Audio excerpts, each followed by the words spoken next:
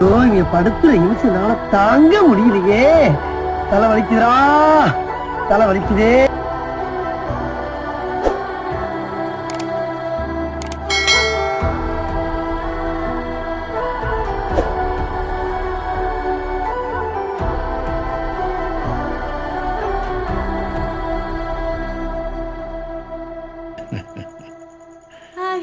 ரொம்ப தூரம் போயிட்டேன். ஃபுல்லா முடிச்சிட்டு தான் திரும்பி வர முடியும்.